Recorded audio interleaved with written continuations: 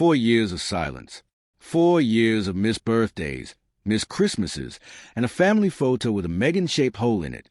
Then, in July 2026, King Charles opened his gates. Harry came home. Meghan came home.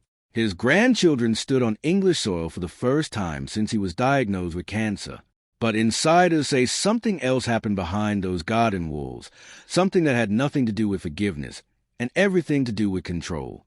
Because before Charles let Meghan back in the door, sources say he set a condition, one rule: break it, and this reunion never happens again. Stick around, because what he reportedly told her, and how she's responding, is not what anyone expected. Meghan Markle marries into the most scrutinized family on earth. Within 2 years, she and Harry stepped back from royal duties entirely, citing the pressure of the tabloid press and, they say, a lack of support from the institution itself. Then came the Oprah interview. Explosive claims. A family that didn't want to help.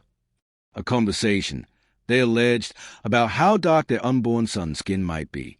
The palace's response was 5 careful sentences from the late Queen, acknowledging the recollections may vary. From there, the relationship didn't just fracture. It froze. Trooping the color invitations stopped coming. Charles' cancer diagnosis in 2024 brought a brief, careful thaw, a private visit, a photograph nobody got to see. But William and Harry stayed locked in silence. 2 brothers, once inseparable, no longer speaking at all. Harry announced a week of charity engagements in London.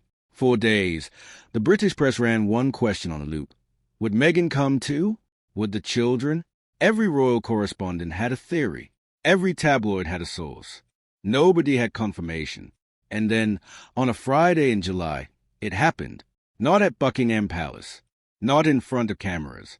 At Highgrove House, Charles and Camilla's private Gloucestershire estate, tucked away from London's press pack. Harry, Meghan, 7-year-old Archie, and 5-year-old Lilibet arrived quietly. Buckingham Palace confirmed the visit happened, but almost nothing else. No photo released. No statement beyond a single line calling it a private family occasion, which, if you know anything about how this family communicates, tells you it was anything but simple.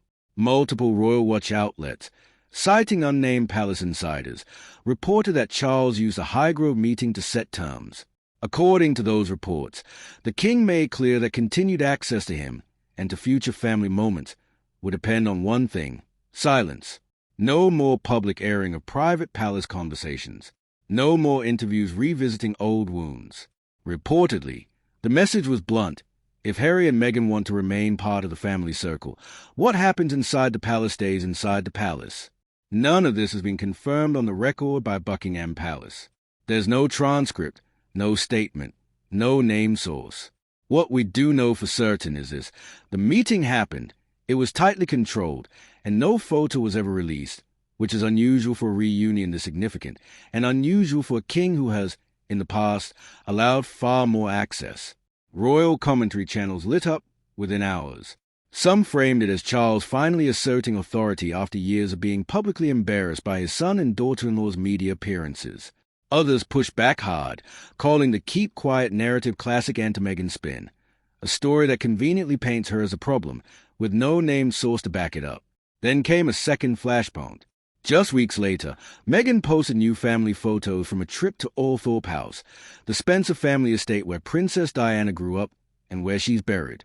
For a family already navigating raw territory, visiting Diana's childhood home felt, to some, like a pointed statement. Reports claim Prince William was furious about the timing. Reports also claim Charles was no longer shocked, worn down, not blindsided, by his daughter-in-law's choices. Furious, shocked, worn down. 3 different words, 3 different agendas, and not one direct quote from anyone actually in that family. While every headline focused on Harry's trip and the keep quiet story, insiders close to Meghan told a very different version of events, that a reunion wasn't really about reconciliation with Charles at all. It was about the photograph, or rather, the fact that there wasn't one. According to Entertainment Insider reporting, Meghan understood exactly what a released image of her children with their grandfather the king would do for public sympathy, for the family narrative, for her own image rehabilitation. And when no photo came, some read that as Buckingham Palace making its own quiet statement. Access, yes. Endorsement, not yet. If that's accurate, this wasn't Charles losing control of the narrative to Meghan. It was two sides, both playing the same game of managed silence, and neither one blinking first. Harry has said, through his own team, that he remains open to fully repairing the relationship with his father and brother. William and Harry, as of this reporting, still are not speaking. Charles, meanwhile, has continued his full public schedule, including Camilla's 79th birthday celebrations, showing no visible sign the Highgrove meeting has changed his day-to-day approach to royal duties. No second visit has been announced. No interview has walked back the keep quiet claims, but none has confirmed them either. As it stands, the Highgrove reunion remains a single data point, real, significant, and almost entirely undocumented.